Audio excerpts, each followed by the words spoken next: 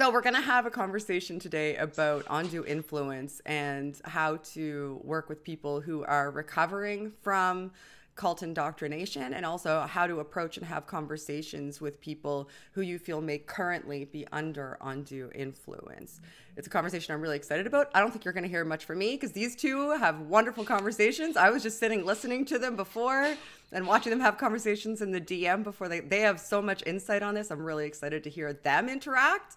But before we start the conversation, I'd like them to have an opportunity to introduce themselves. So first, I'd like to introduce you to Andey. Andey, tell everybody who you are and where they can find you.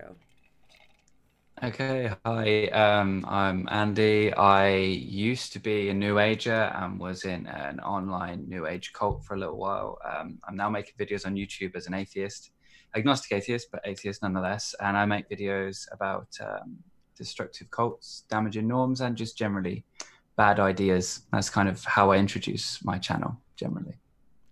Andey has a great channel. I got introduced to Andey through Narvardia tagging me in one of your tweets on Twitter. Yeah, okay. And then I saw you on Dave's channel on DPR or DRP. Yes. And I was like, cool. Oh, I'm gonna have to talk to this guy. Then I watched one of your live streams, and one of the first things that you said, or not live stream premieres, and one of the first things you said was, go advocate for yourself, learn these things yourselves. You're just hearing this from me. You know, I feel as though I have, some expertise, but what I really like you to do is go advocate for yourself. And I was like, spirit animal, you're coming on my channel. You will be on the channel. So thank you for being here. I'm really excited to hear everything. Yeah, thanks for having me. No, I'm great. It's great. I'm excited that you're here. And next, somebody who is already been on this channel by way of Telltale and his channel, I would like to reintroduce you to Chris Shelton. Chris, tell everybody who you are and where they can find you. Hey guys, yeah, I'm a YouTuber. I'm on my channel is my name, Chris Shelton, critical thinker at large. I have talked extensively about Scientology and my past experience with that because I'm a second-gen Scientologist. I've been out for 6 years now, and advocating and being an activist against destructive cults in general, starting with Scientology and moving out from there. So I've done interviews with therapists, sociologists, cult recovery specialists, psychologists, and former members of Scientology and other groups to talk about, what it's all about, how people get in, what Scientology is all about specifically, how to get out of these cults, and what the language is, what the mechanisms are, and all of that. And I'm endlessly fascinated by all of it, especially the psychology of it. So coming out of that, of course, led to critical thinking. So that's why I talk about critical thinking a lot too. So I'm not like, Mr. Professional critical thinker. I just try to do the best I can. Yeah, and you do great. We had a great conversation, so I'm enjoying having a conversation with you again. We talked about Stefan Molyneux. We never talk about anything fun, Chris. Yeah, I know, right? That's for sure. Stefan, Jesus, that guy. That was a nightmare. Yeah, it was awful. So I'm going to kick off the conversation, and then I'll likely just sit here attentively listening to you guys and ask questions as I have them. So here's an easy question. If you have a friend or family member who you think may be under undue influence, or maybe a member of a cult, and you feel them pulling away or changing, what are some of the signs that may be happening, and how should you approach them? Do you want to start, Chris? Sure. Okay, so pulling away a little bit. So you're finding the person already being a little distant. Okay, well, the signs are basically what you asked in your question, right? Mm-hmm. So they're starting to pull away? Yeah, and perhaps also an enthusiasm for a particular group or individual that's newly in their life. Okay. Because if we're talking about, how destructive cults go about recruiting people, it's generally in a fairly enthusiastic way. The people are very excited about it because it's changing or giving them some solution to a problem. Mm-hmm. So you'll tend to see that as well. Although it's not always that way. I'm just kind of throwing that out there because that's what's happening in the person's life. And it's rare that they try to keep that thing a secret. But sometimes they're told, don't tell your family or don't tell your friends. They won't understand. So that does happen. And you might have to then draw it out of them. And the single best advice I can give for every single moment you're in touch with somebody who is getting into, is in, or is coming out of a destructive cult is always do your best to be as kind and compassionate and understanding as you can be. Because hostility and antagonism and anger and resentment are only going to make the person double down on something besides you and want you away from them. Whereas if you are open, compassionate, understanding, not falsely agreeing with any of their nonsense, I'm just saying being open and honest with them and willing to listen to them more than talk at them, that's about the best general advice I could give for somebody in that position. What do you think, Andey? Do you have anything that you can weigh in on? Yeah, so I think that one of the things that obviously cults in general you'll notice is that they have specific language, buzzwords, idiosyncrasies that they play into. So you might notice in terms of what you might see when someone's joining a group like that, the language. They might start to use words in different ways or new words that they've never used before. That could be like, okay, right, something's going on here. If you're looking out for signs that they're maybe involved with something new. But I would just second everything that Chris said there. And I think we've all made mistakes with that one as well. I've got Jehovah's Witnesses in the family, and I have the amount of conversations I've had with these family members about their religion just growing up, because they've been in the group my whole life. So the amount of arguments, and it just doesn't go anywhere. So I think once you reveal yourself as someone who's like, I think you're in a cult, then immediately they're like, no conversation. Not exactly. That's right. Yeah. Even the word cult, right? You don't want to go there. They're not going to understand, right? And you're not going to get them there in one conversation. Oh, that's the other thing. It's not just a one-time deal. You don't just sit them down and think you're going to talk sense to them, air quotes. Interventions aren't going to work in this scenario. Yeah, and they're going to have some moment. I mean, that could happen, especially if they're really newly into it. But generally speaking, it's going to be multiple levels of conversation. So that's another reason why you always want to leave things open. You know, it's not about you, it's about them. And so you have to deal with them at where they're at, not where you're at, you know, and this is so, so important.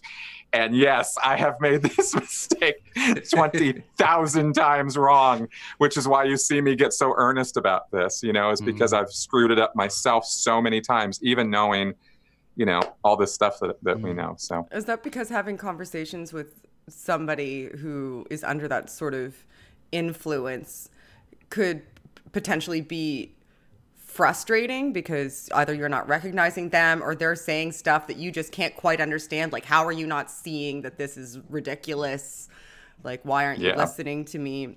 Might that play into what strategies do you utilize personally, where both of you have been in and out of cult type situations, to try to stifle that intuition, to be like, what is wrong with you? Like, try to shake it out of them. Like, what strategies would you use in a frustrating conversation? I just think trying to understand where they're coming from is like the first thing for me. Like the place I've had this most, and I think this is not a place to try and do this, but it is in my YouTube comment sections. And you just see so many people. Can you hear me all right? Am I lagging or anything? You're lagging a little bit, but I can hear you okay. Yep. Okay, cool.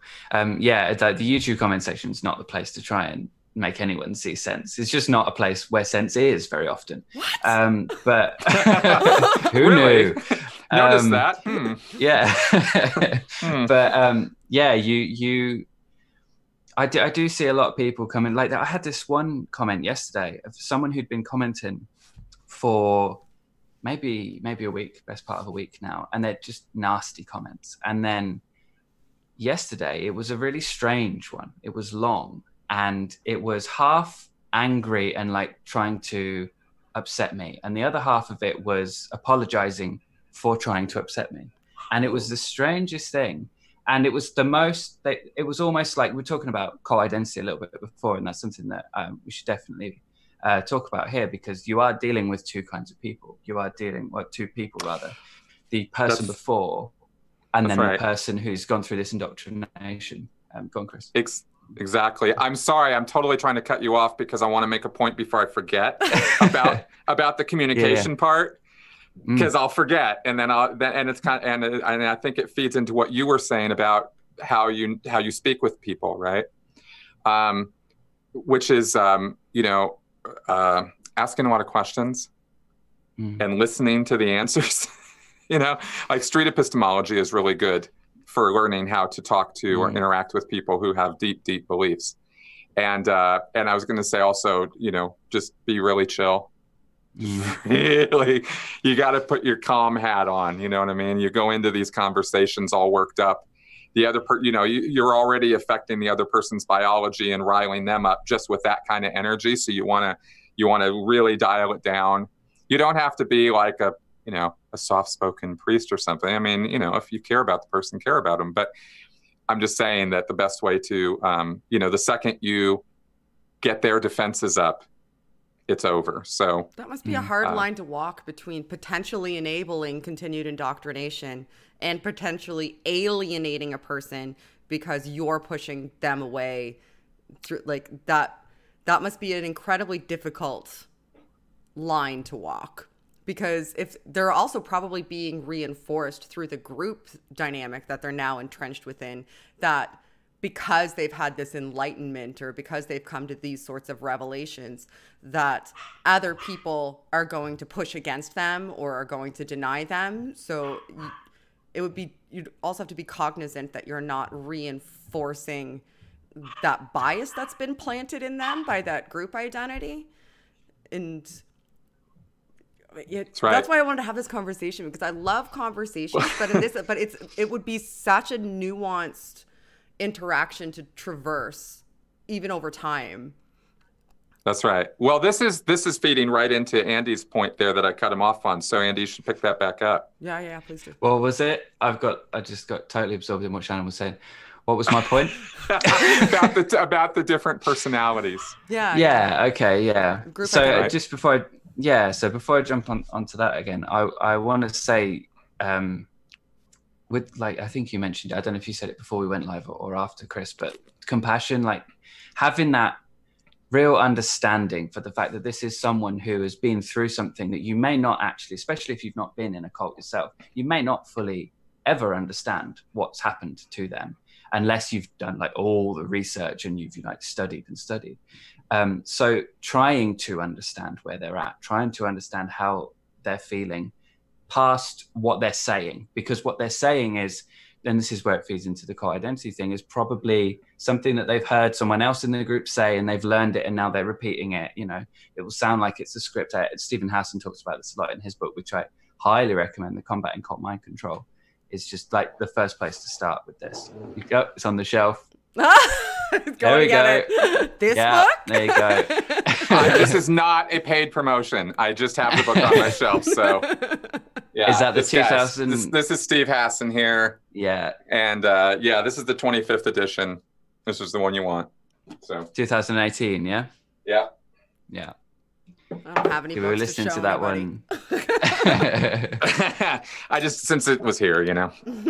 Yeah, that's what it looks like, and it's such a read, especially if you've been in something like that, like, and if you're doubting whether what you were involved in was a cult. Like, I think for some of the smaller cults, like, you know, we're talking about what you're talking about, Chris. Everyone's who isn't in it is aware of it, and they're like, we know what that is for the most part. And it's the same with like Jehovah's Witnesses as well. But the group that I was involved in, I mean, there's not very many people actually speaking out about it. There's not very many people saying that's a cult. So for me, coming out of it, I was like, is this a cult? Am I just seeing a cult and wanting to see it as a cult? But when I was listening through that book, we got the audio book, I was like, no, this is a cult. Like, this is definitely a cult. And yeah, so doing that little bit of research does make a difference. But cult identity, let's talk about that. I keep avoiding that. Just one last point on the communication part also, and then I will jump into the personality thing, is over social media, over email, over tweets, forget it. Just don't even try it. It's better to not try it and screw it up as badly as you will on social media. And, you know, then try to convert somebody or deconvert somebody over Twitter, right? I mean, you'd think this something like this would be kind of obvious, but it really isn't to people, and they get into these like vicious arguments and stuff. You don't want to have anything to do with any of that because you can't repair that. When you're in person with somebody, there's so many more dynamics at play, and they can relate to you a hell of a lot more easily, and they will not misinterpret your words as easily when you are right there. So I can't stress enough that for the really important talks you're going to have with anybody, you really do need to do it in person. Maybe over the phone or a video chat, but really it's not as good. What if there's accessibility issues though? So let's say somebody, I know. Right. Like you'd still have to try something. I understand what you're saying, and I feel like in a public forum would be the worst conceivable way to do it, like on a Facebook. Oh, absolutely. Well, you know what social media is good for that is to keep in communication with the person. Yeah. Okay. Yeah, that makes sense. Not argue with them, not harp at them or try to mic drop on them, but just to maintain a communication with them. Like once somebody goes all the way in, that is a really challenging effort to stay in touch with them because their whole group is trying to convince them to not be in communication with the outside world, and is literally going out of its way to set up an us versus them setup in the person's head. So if you can continue to maintain friendly communication with the person, that itself is really an achievement worth doing. It also shows them as well that people outside maybe aren't as bad as they're being made out to be. Exactly. If you're compassionate and you're consistent with that as well. That's right. If you're consistent, it really makes a difference. Like, you know, like going back to Jehovah's Witnesses and my family and stuff, the arguments we've had over the years, I've remained myself. And so when we do talk about these things, the kinds of dialogues I can get in with these particular people who I'm not just going to out, but these particular people in the family are very different to the kinds of conversations you would have with the average JW car witnessing on the street or whatever, you know, because we've had that consistent dialogue where they know what they're going to get from me. And there's certain things I'm not going to let slide. There's certain things I'm not going to agree with, and I'm going to question them on it. But yeah, I think speaking to compassion, if you're just patient and you're just showing them that outside the group, there's at least one person who's decent, kind, understanding, and is able to listen. And again, not going, you're in a cult, which is a mistake I've made on my channel in the first few videos I was making. I think is just going out and go, it's a cult, which is helpful for people who aren't in it. But for the people who are in it, they're not going to want to hear that. And because it's become part of their value system, their identity. They are. So you're challenging them as much as you're challenging the group, I think, a lot of times. Yeah. Right. That's my thinking on that. So before we get off communication, we will get to the identity thing, I promise. So I'm interested in throwing this by you guys. This is one of the strategies that I utilize when I'm speaking to somebody who seems a little bit put off by me or potentially combative just because of, you know, the labels that I ascribe to and the preconceptions that they have about somebody like me.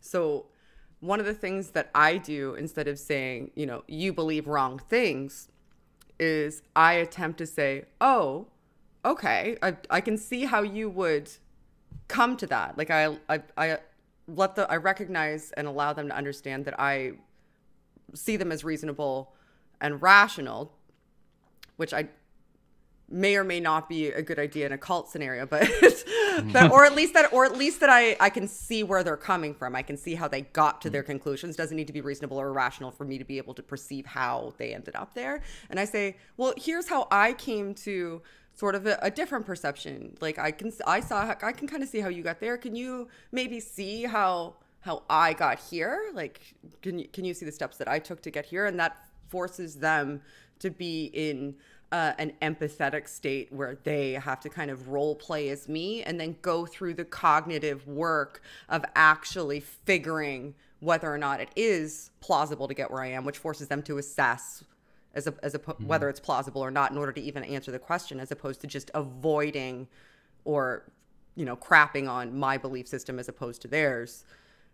So is that the type of, or could that be a component of a communication strategy? And when should something like that be introduced, if at all?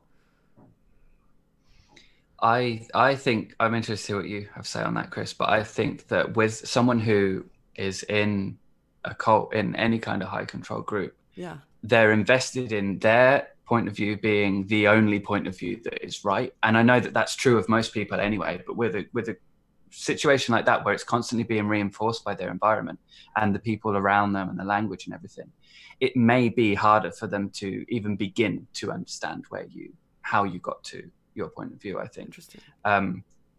Because we're dealing with something that has hijacked their worldview. Mm-hmm. It's hijacked their entire life, you know. What do you think, Chris? Well, that's very true. And I mean, very, very true. Because you're dealing with somebody who's also got information you don't have.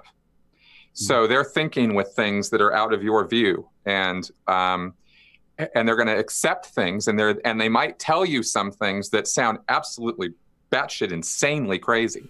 Yeah. And they are. But the way they got there, they're not telling you the whole path of logic that got them there.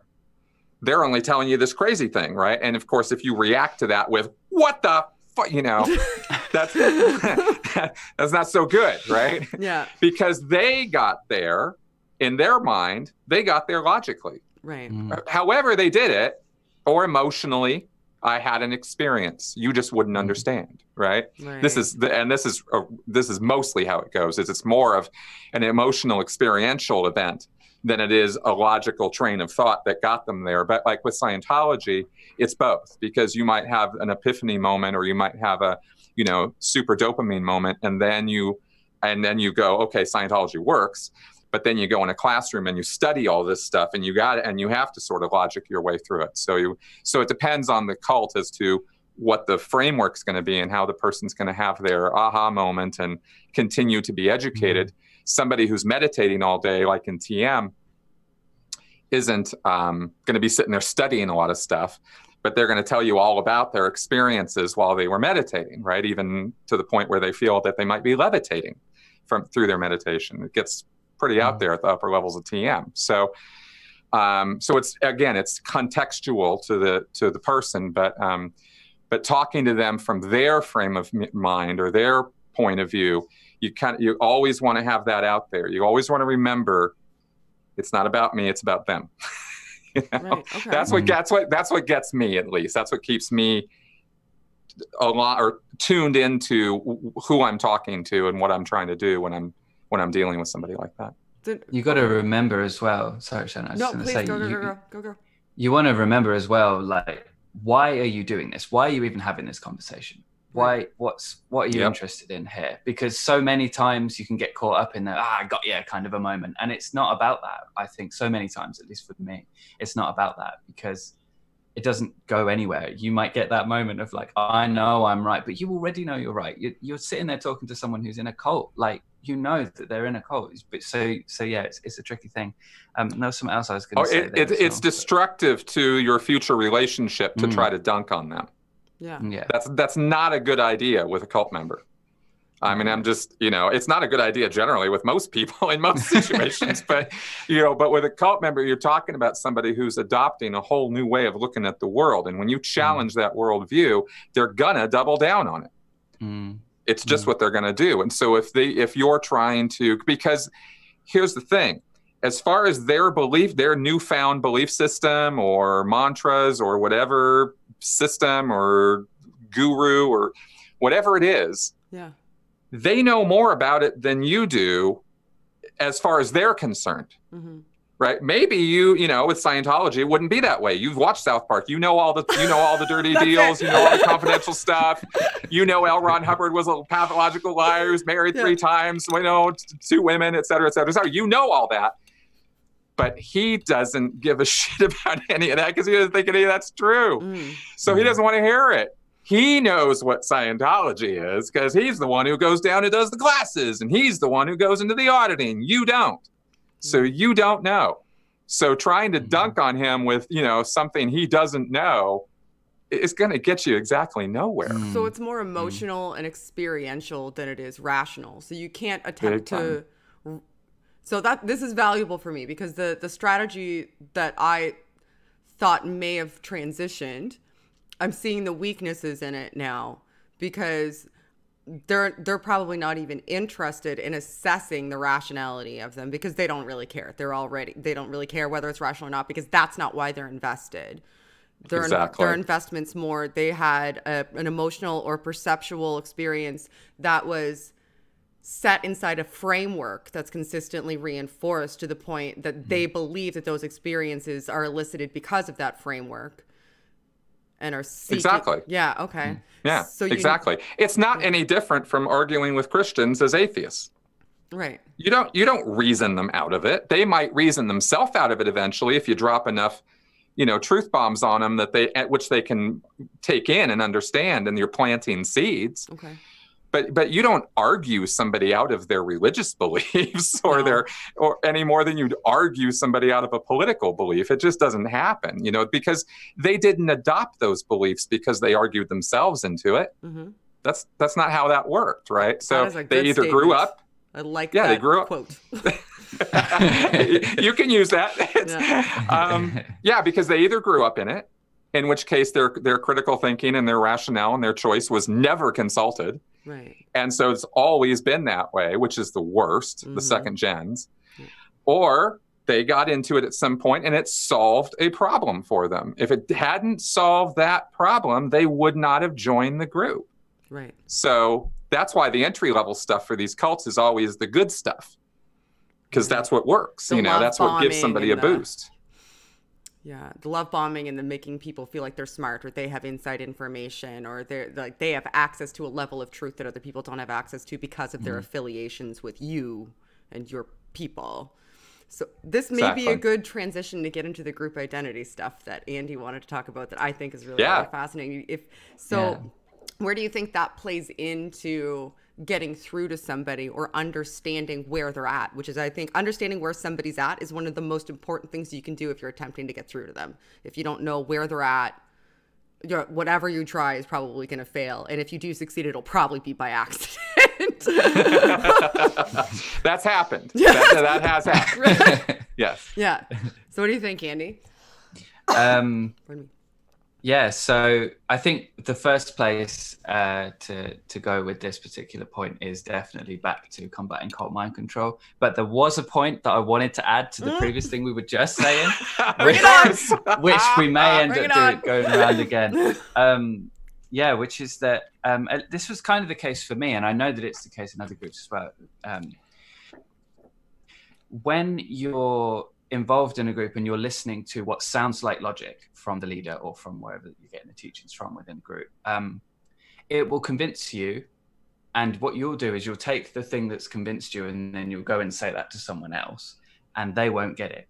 But that's because they're not following the line that you followed to get there. But you're not able to repeat that necessarily. So you hear that in when you're talking to JWs and they're talking about the end times and the 19th, if you bring up 1914 and overlapping generations and all that kind of stuff, they're probably not going to be able to explain it to you. And when I've had these conversations, I said to them, can you explain that to me? And they're like, well, we don't want to get into all that. And I'm thinking, is it that you don't want to get into it or that you can't get into it?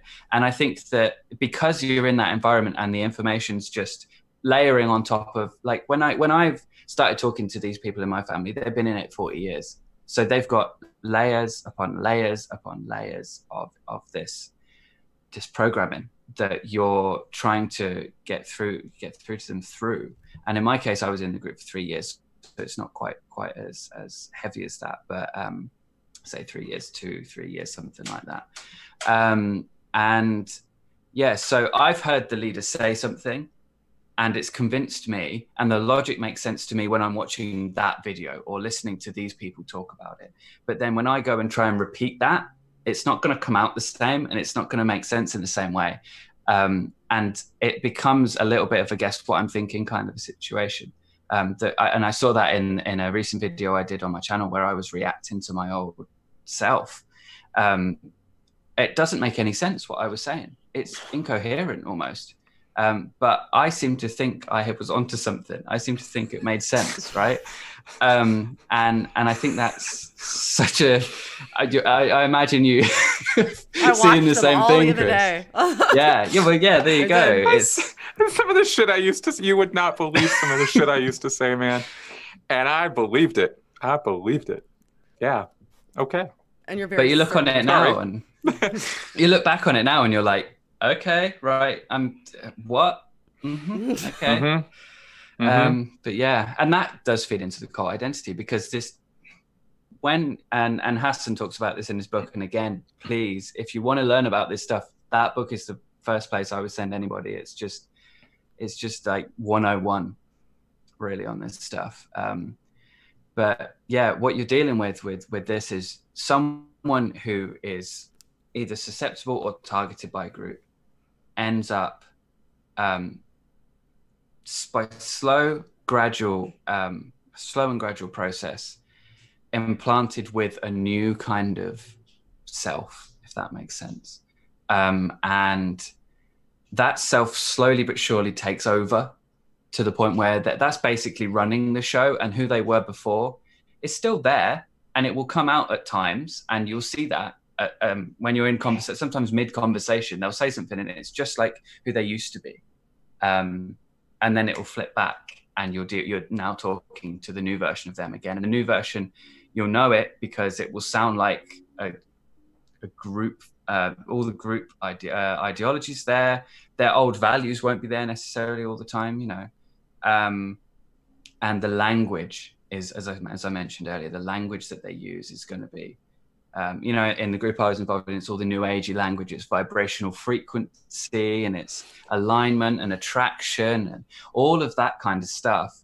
All of those words that they mean something to other people, but they don't mean what you think in the group.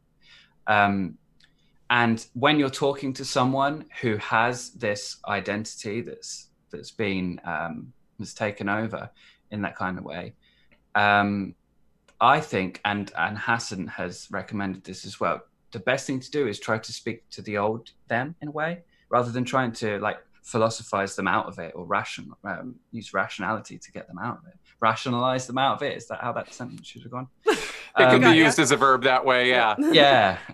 To try and get them out of it in that way it can be futile. Like the amount of conversations I've had with these JW family members, and I keep going back to that because it's like the most comprehensive example I've got.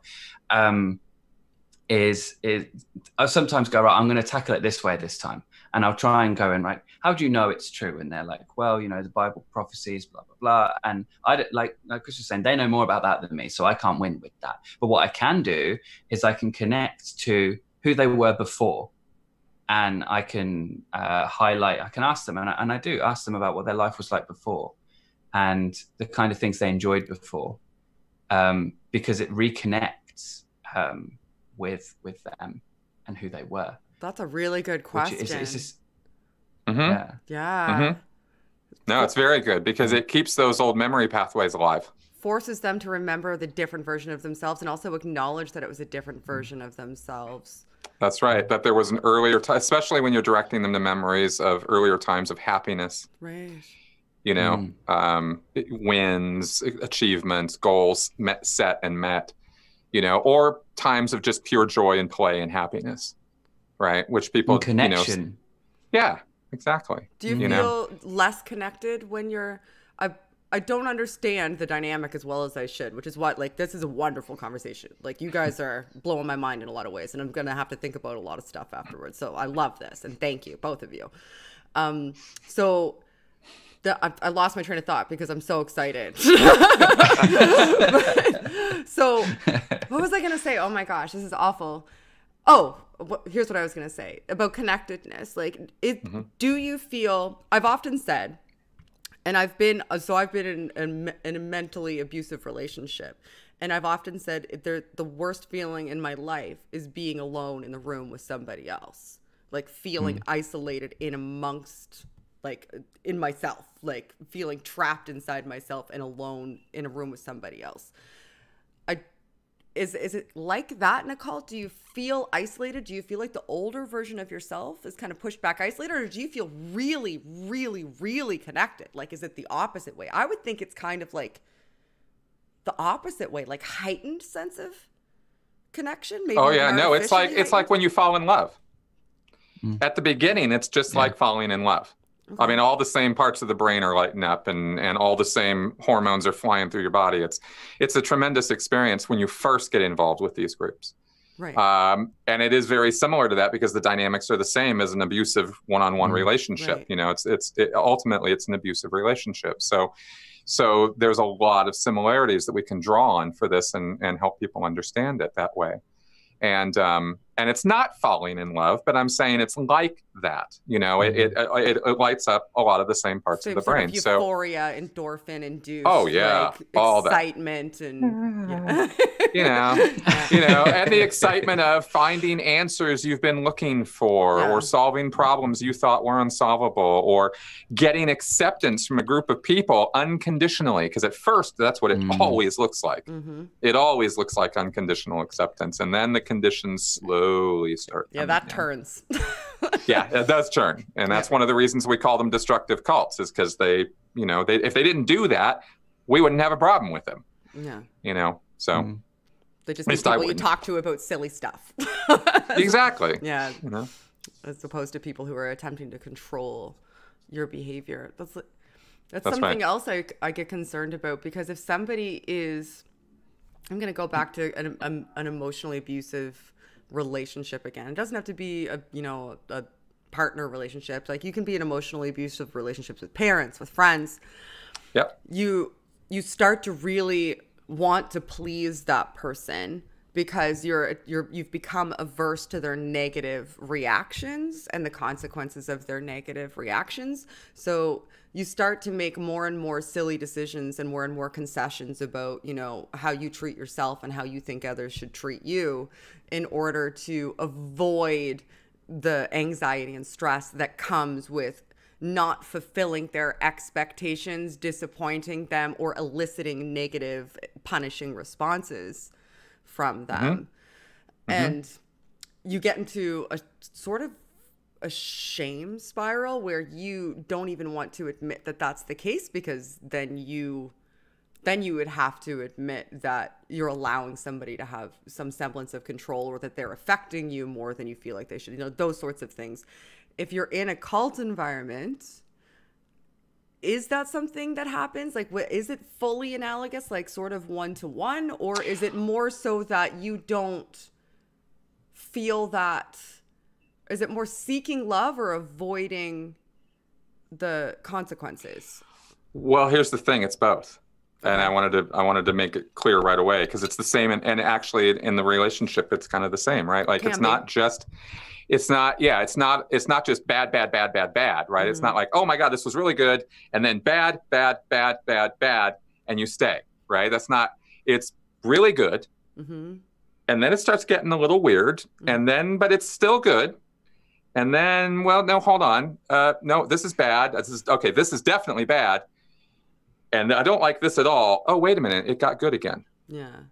Oh, I can stay with this for a while. Oh, wait, bad. No, it got good again, right? And then so it's looking for the good as well as experiencing the bad. It's the expectation and that there's going to be some good at the other side of all this bad.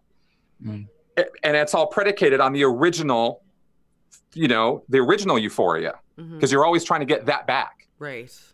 You want to hit that peak again, and it doesn't quite ever seem to totally get, maybe sometimes, there was that one time, but then, it's back down again.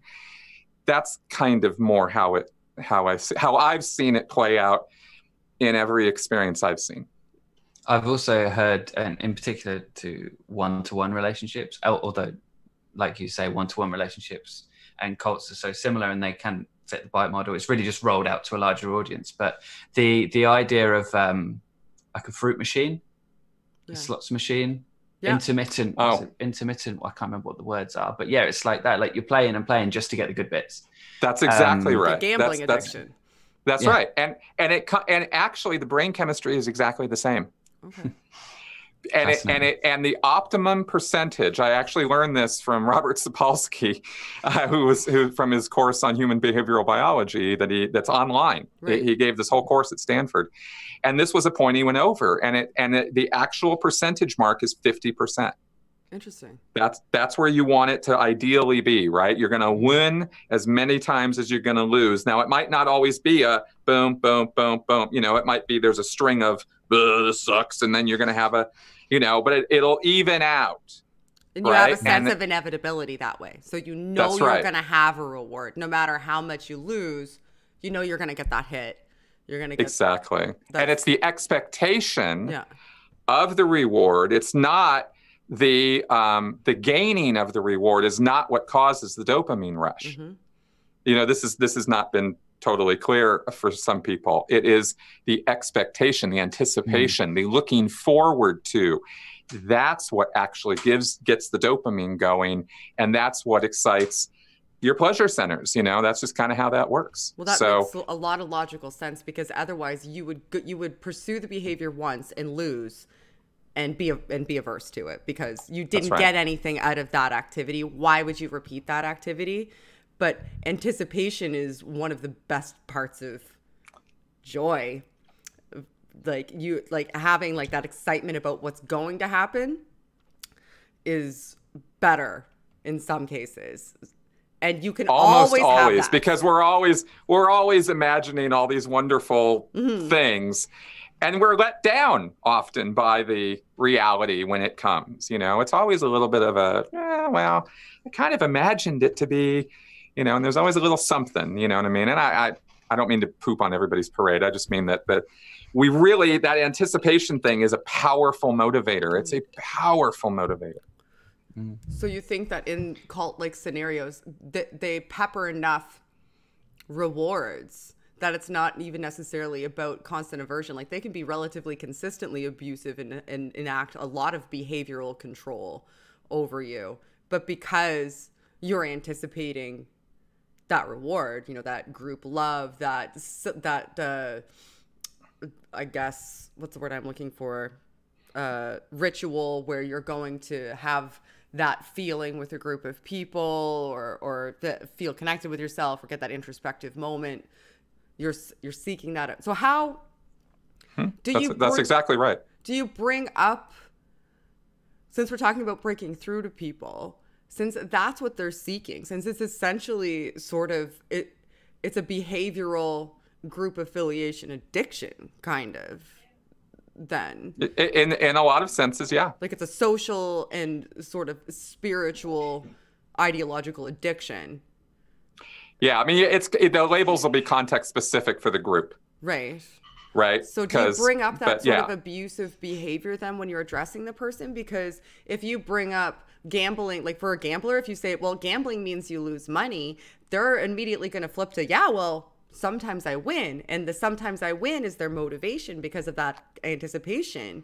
How do you usurp that? Because they don't really care about the lost money, or in this instance, the behavioral modification, personality changes, and abusive isolation that they're getting from their real lives. They just want that reward. Mm-hmm. What do you do? Well, eventually you're going to have to, I don't have a, what's the word? A schedule of treatment, for the person. But, but you're talking about addiction therapy there. It's slightly different, I think, with people who are in cults, but I wouldn't go so far as to say that a person who is involved in a destructive cult is addicted to the cult. I think that would frame it in an improper way, even though I'm sure you'll share some of the same biology. Mm-hmm. You lose some nuance there, don't you? If you start using the same terms. I don't mean it's like to when be people super say reductive. all religions are cults. No, yeah. So I'm sorry if it seems that way. It's just, I like to frame things in there are psychological similar circumstances that I know so that I can better build around them. So I'm sorry if it seems super reductive. I completely apologize. I'm just trying to throw no. to understand in context that I already understand a little better. Right. Yeah. No, it's more like I said, it's kind of more like falling in love. You know, it's like a relationship. Being in a cult often is focused around an individual, right, or a subject matter, an idol or something, right, or some thing that represents the symbology or iconography or whatever of the group. But usually it's a person. L. Ron Hubbard, Scientology, right? You have God in the Christian cults, but there's always somebody in this world who is interpreting God's word, right? And that person is the cult leader, right? So there's a relationship there of one kind or another, even if it's just sort of an imagined relationship because the person's not really there. I never met L. Ron Hubbard in person. And it was years and years before I met David Miscavige, but he was represented by his books and his lectures and his buildings and all of that. And there were busts and statues of him everywhere, exactly for that purpose. So I would feel connected with this man no matter where I went in the building. That was definitely on purpose, you know. It's not just repetition of message, it's connectivity. So you are in this relationship with this other person. And that's where I talk about the abusive aspect of it, because it becomes an abusive relationship eventually. But at first, it's the most wonderful thing you've ever experienced, you know, and that gives a lot of staying power to it, a lot. Especially if you don't have a previous self, like you said, if you're a second gen, because then you don't even have a previous self to appeal to. No, because every being raised version in of it, yourself that you would recognize through memory already has that indoctrination embedded within that part of their story, that part of their history. Yeah, so you have to encourage them, don't you, to like develop likes, dislikes, their own preferences, their own opinions, that's a really important thing with this. And that's why, and not only just because I'm not an expert, but like it's You're important. Very insightful though. Stop not giving yourself It's like when you say you're trash. I do. It's objectively true. You say that? I do all the time. No, keep going. No, those are all really valid points, Andy. I didn't mean to derail you. Those are. But yeah, no, it's like, yeah, you know, when I say in my videos, please look this up, research it for yourself. It's as much because I'm not an expert and it's important that I'm showing my sources, as it's important for people who are possibly involved with an unsafe group, or they suspect they are, or they know someone who is, to sort of work through this themselves and think for themselves, you know, because that part of the brain or whatever it is, you know, I don't really know too much about the brain, but those capacities in a person's life are shut down. They're being thought for a lot of times. So when you are starting to help them out, or when you're yourself coming out, you've got to build that muscle up again, really. You've got to start to think for yourself, reason things out, have your own thoughts, have your own opinions, dig down on some ideas. Also, something you were saying, Chris, about having like the busts and having the strange relationship they're there, but they're not there. In a group I was involved in, because there's this whole mystical new agey sort of aspect. There was the thought that the leader actually said a number of times that when people dream of her, she's actually there in their dream. So you're having dreams of the person and you're communicating with them in that dream, apparently. And I had a number of dreams of the leader and believed that they meant something, you know. Strangely, all my dreams of the leader were that she was in a kind of a victim state and I had to save her, which says more about me perhaps, but there's also some interesting things about the relationship with the leader and the group members, that she does position herself both as the be all and end all and someone that everyone needs to protect. So when you speak out about the group and the leader, they're all straight on it and they're well rehearsed, protecting the leader. So yeah. That is an incredibly dangerous thing to do, because you have absolutely no control over what happens in your dream. So if she convinces you that what she's saying to you in a dream that you're having about her is her actually talking to you, and she says harmful or detrimental things. Wow. If you're unwell, mentally unwell, and you're having a dream like that, and it's very. We won't get into the specifics of this group and stuff, but there's a lot of really irresponsible things that are done by the specific leader, who I'm not going to name, but and those around her as well. And that's cult 101. You know, because they've all got their levels of ridiculousness and stuff, and it's shocking the day you realize that, you know, you're looking at your cult, and then you're looking at this other cult, and then you're looking at your cult, and you're really looking at your cult, and then you look at this other one, and then you look at this other one, and this other one, you go, hey, wait a second. Wait a second, these are all the same, you know. These guys are doing the same stuff. They just call it different things, you know. Yeah. And you think that you're the only one when you're in it, and the leader's like the only one who's got it, and then you come out and you're like, so everyone can't have it. Someone's got it. Someone hasn't got it, and it just looks the same. Yeah, it's baffling. What you were saying there, though, about looking at other cults, that's such an important part of it as well, is studying up on other groups, because you can talk. I've actually had more of an open conversation with these JW family members about cults since I started talking about the group I was involved in, and just talking about the similar things about my group and their group, because without saying anything, you don't say, oh, look, that's the same. They'll know it's the same. They'll recognize it's the same. But you're not talking about that at all. You're just talking about what you were involved in.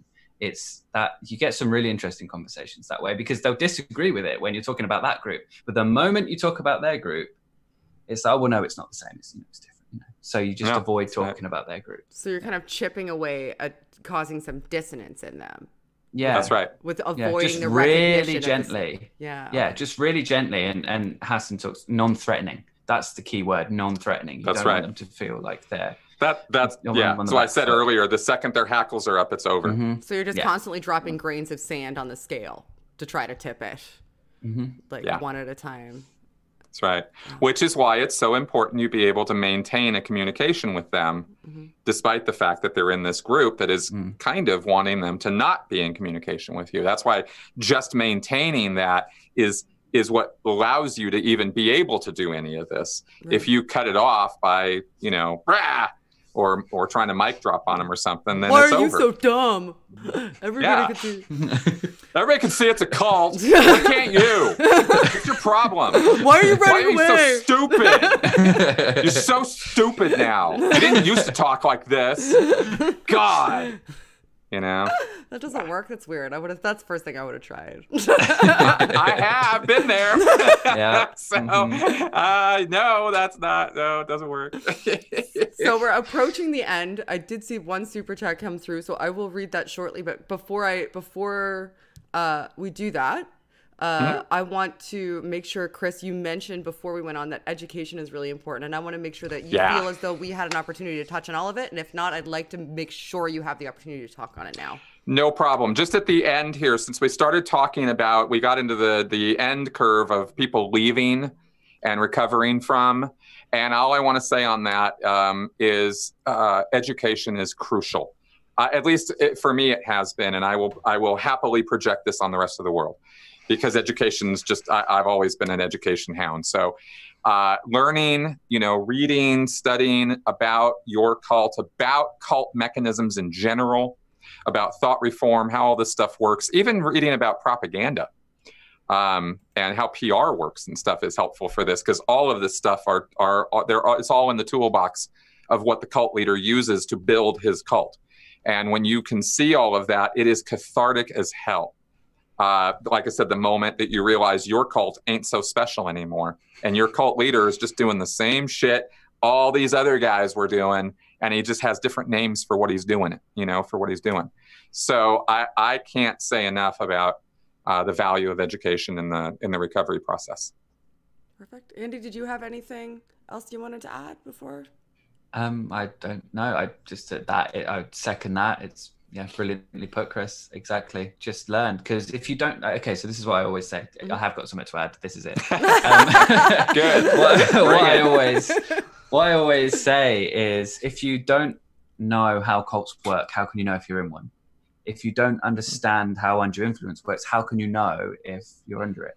So whether or not you think you are or not, whether or not you think your group's dangerous or is a cult, whatever, just doing that bit of research, it will help you. Perhaps it will help you to, I think Lloyd Evans put the win-win forward on his channel, similar to this. It's, if you do that research and it turns out it's not a cult, great. And now you've got answers for when people accuse it of being a cult.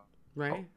But if you do that research and you find out it is a cult, now you know, and now you can start the process of leaving. So, and it's the same with other people who, whether you're not in a cult or you know people who are in groups. If you don't know how it works, then how can you protect against it? So just having that knowledge, even if I'm not planning to get into a cult. No one is, by the way. Just kind of, do that research, because you never know, it may come in handy, and I'm sure it will, especially in today's day and age where undue influence is pretty much everywhere, Well, I'll second that, because I'll tell you, all this learning I've been doing over the last 7 years has opened my eyes to all kinds of stuff going on in the world. When you're talking about, and I'm not talking about stupid conspiracy bullshit, I just mean opening your eyes to seeing how social media, how propaganda, how advertisements, how all of this stuff actually does affect how we think. Nobody's, there's nobody who's immune to this stuff. And the people who think they are the first to fall. So learning about this stuff is really helpful for everybody. Yeah, it's a good idea to learn about how you're influenced in general, I think, and for anybody, exactly. Who wants to make sure that they decrease their susceptibility. There's no way to go down to a zero susceptibility. And if you think to yourself, well, I'm not one of those people and nobody would ever be able to influence me. I think that if you took a real strong, hard look at a lot of the ideologies you have, you'd realize that there's some of them, most of them, kind of a lot of them, that you were influenced into leaning towards, at the very least, if not fully indoctrinated into defending. That's right. So it's a good thing to look at. And I'm not immune either. I do all kinds of foolish stuff, and I'm sure it's everybody else's fault for indoctrinating me. Of course. Of course it is. It's going to be your fault. Yeah. Right? Oh, hello. Let's be real. All right. I have one super chat, and I don't know if this is an insult or a compliment. It says, Shannon is as intelligent as she is beautiful. That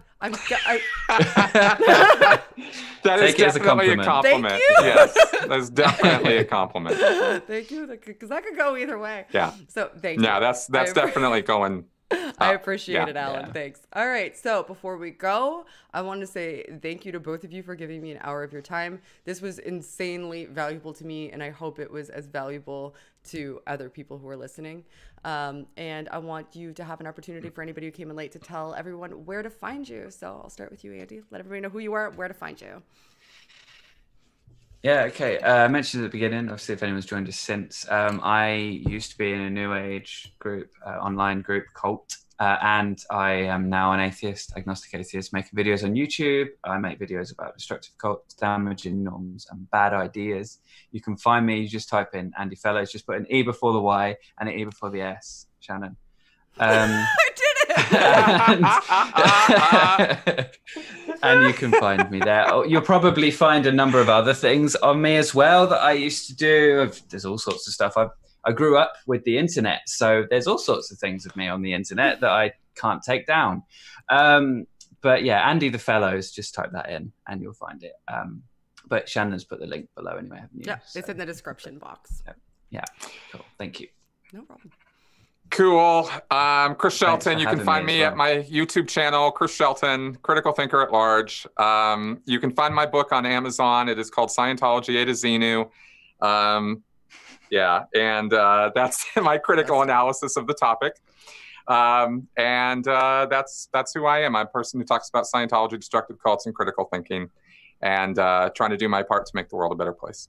All right. So yeah, like I said, both of their links are in the description box, and their Twitter handles and their YouTube addresses are in the appropriate spots on the overlay.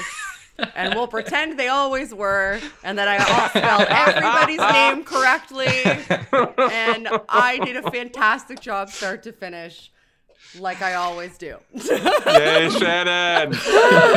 That's what we'll pretend happened. So thank you, everybody in the chat. I'm always glad to see you here, even though I'm the worst at engaging with the chat, and for that I apologize.